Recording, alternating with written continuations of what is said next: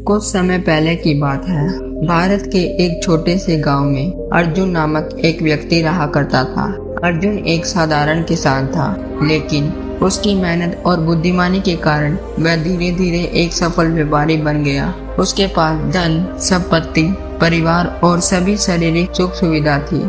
गांव के लोग उसकी प्रशंसा करते थे और उसकी सफलता को आदर्श मानते थे। लेकिन अर्जुन की एक समस्या थी, वह कभी सच्ची खुशी महसूस नहीं करता था। एक दिन अर्जुन अपने घर के आंगन में बैठा था। चारों तरफ धन दौलत और ऐश्वर्य बिखरे हुए थे, परंतु उसके दिल में एक ख्यालीपन था। वह सोच रहा था, मेरे पास सब कुछ है, लेकिन फिर भी मैं अंदर से खुश क्यों नहीं हूँ। आखिर मुझे क्या चाहिए। अर्जुन ने कई बार कोशिश की कि वह अपने जीवन की सच्ची खुशी को खोज सके। उसने और भी धन कमाने की कोशिश की, लेकिन हर बार उसे सच्ची खुशी नहीं मिली। कुछ समय बाद वही ख्यालीपन और बेचैनी लौट आती थी। एक दिन अर्जुन ने सुना कि पास के गांव में एक महात्मा रहते हैं, जिन्हें लोग ज्ञानी मानते थे। लोग कहते थे कि महात्मा की बातों से कई लोगों ने अपने जीवन की दिशा को बदल लिया था। अर्जुन ने सोचा, शायद महात्मा मेरी इस बेचैनी का भी समाधान बता सके। अर्जुन अगले ही दिन महात्मा से मिलने के लिए निकल पड़ा। वह गांव की पहाड़ी पर स्थित महात्मा के आश्रम पहुंचा। महात्मा का आश्रम बेहद साधारण था।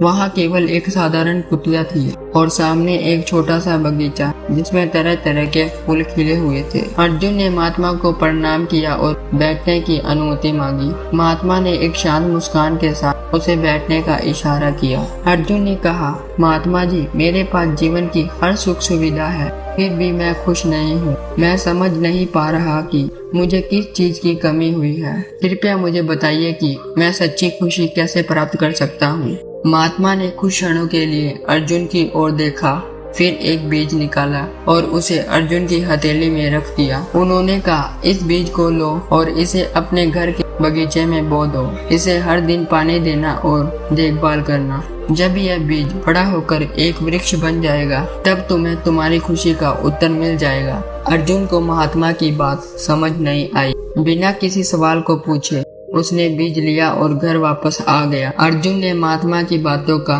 पालन किया और उसने वह बीज अपने बगीचे में बो दिया और हर दिन उसे पानी देना शुरू कर दिया। वह ध्यान से उस पौधे को देखता, लेकिन दिन गुजरते गए और पौधा बहुत धीरे धीरे बढ़ रहा था। अर्जुन निराश होने लगा। वह सोचने लगा, क्या महात्मा ने मुझसे मजाक किया है? यह बीज तो बहुत धीरे धीरे बढ़ रहा है और मेरी खुशी का इससे क्या लेना देना। कई महीने बीत गए, लेकिन पौधा अभी भी छोटा ही था। अर्जुन के मन में निराशा बढ़ने लगी और वह फिर से महात्मा के पास जाने का फैसला करता है। अर्जुन दोबारा महात्मा के पास गया और कहा, महात्मा जी, मैंने तो आपके कहे अनुसार बीज बोया और उसकी देखभाल की, परंतु ये बीज बहुत धीरे धीरे बढ़ रहा है। मैं अब और प्रतीक्षा नहीं कर सकता। मुझे खुशी की तलाश है, लेकिन यह रास्ता तो मुझे निराश कर रहा है। महात्मा ने एक बार फिर मुस्कुराते हुए उत्तर दिया, अर्जुन, खुशी कोई त्वरित परिणाम नहीं है। ठीक वैसे ही जैसे वह बीज धीरे धीरे बढ़ता है, वैसे ही तुम्हारे मन को भी समय और धैर्य की आवश्यकता है। यदि तुम इस प्रक्रिया को समझ सको, तो तुम जान पाओगे कि सच्ची खुशी भीतर की शांति से आती है, न कि बाहरी चीजों से। महात्मा ने कहा, तुमने ध्यान दिया होगा कि जैसे जैसे बीज बढ़ता है, उसकी जड़ें गहरी होती हैं। ठीक वैसे ही यदि तुम अपने मन की शांति और संयम से सोचोगे, तो तुम्हारी आंतरिक जड़ें भी गहरी होगी। यह जड़ें तुम्हें स्थिर और शांत बनाएंगी, चाहे तुम्हारे जीवन में कितनी भी मुश्किलें क्यों न आए।